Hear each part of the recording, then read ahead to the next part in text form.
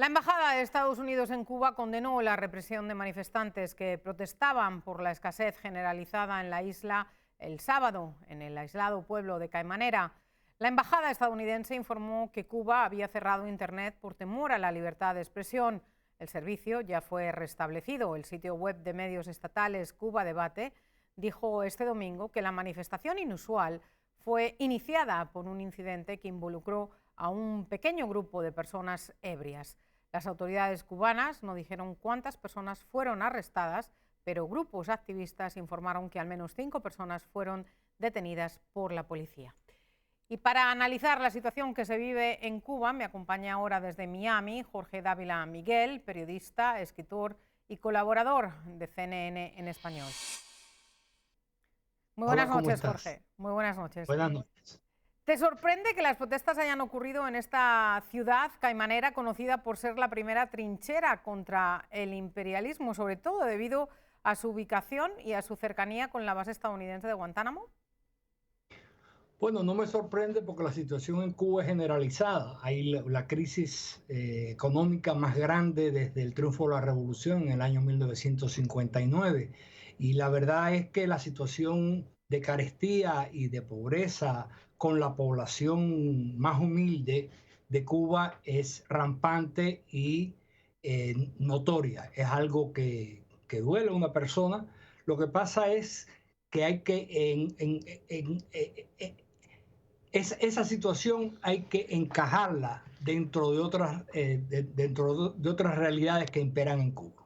¿Otras realidades cómo?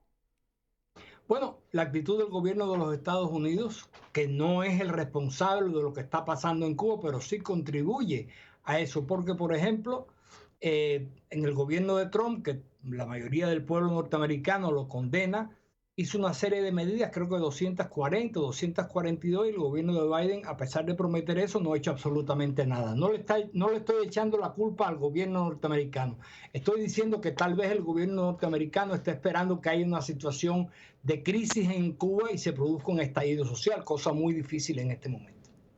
Ahora, Jorge, ¿podríamos ver que esas protestas se van a extender, como ocurrió, a otras ciudades, no solo a Caimanera, que además, por cierto, recibe los residentes de esta ciudad reciben más subsidios por parte del gobierno que otras ciudades del país, precisamente porque están más aislados, ¿no? Lo que decíamos. Claro, Ahora, ¿podríamos claro. ver el tipo de protestas que vimos el año pasado y también en 2021?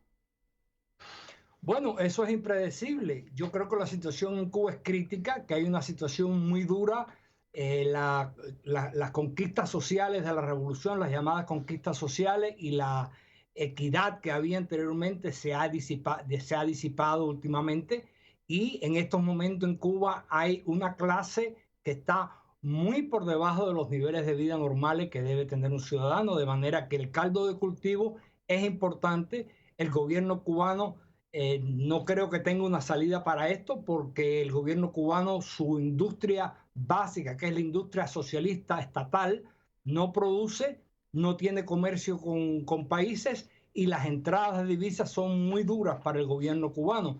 De manera que se calcula que hay un 61% de las conquistas sociales de la revolución del gobierno cubano que han dejado de existir. De manera que sí existe algo muy tenso y muy duro en Cuba, de lo cual no se le puede echar constantemente la culpa al imperialismo norteamericano, porque el imperialismo norteamericano no creo que llegue hasta Caimanera para ayudar eso, pero sí es cierto que el gobierno norteamericano se mantiene en una postura, como se llama, de espectador, por ejemplo, con la ley del terrorismo, la ley de los países que apoyan el terrorismo, que eso es una ley que volvió a traer Trump después del gobierno de Obama y que Biden, a pesar de la resistencia que hay de que se dice que es algo injustificado, no ha solucionado y eso contribuye, no quiero decir que define, pero contribuye a la situación creada por la incapacidad productiva y comercial del gobierno cubano.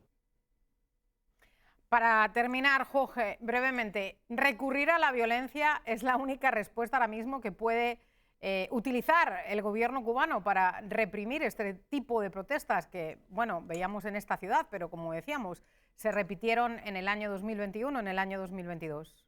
Sí.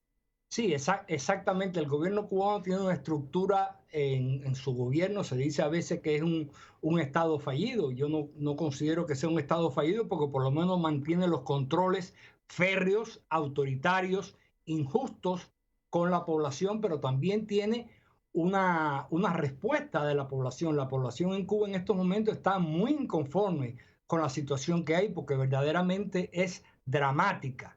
Y el gobierno recurrirá a las medidas coercitivas, al encarcelamiento, etcétera, etcétera. En este caso, creo que cogieron preso a 5 personas. Lo que pasa es que vamos a ver qué pasa con ellos, si los condenan o no los condenan, pero sí, el gobierno cubano en este momento recurre a la represión porque no le queda otro remedio. Muchas gracias por estar con nosotros. Jorge Dávila Miguel, periodista, escritor y colaborador de CEN Español desde Miami. Muy buenas noches, Jorge.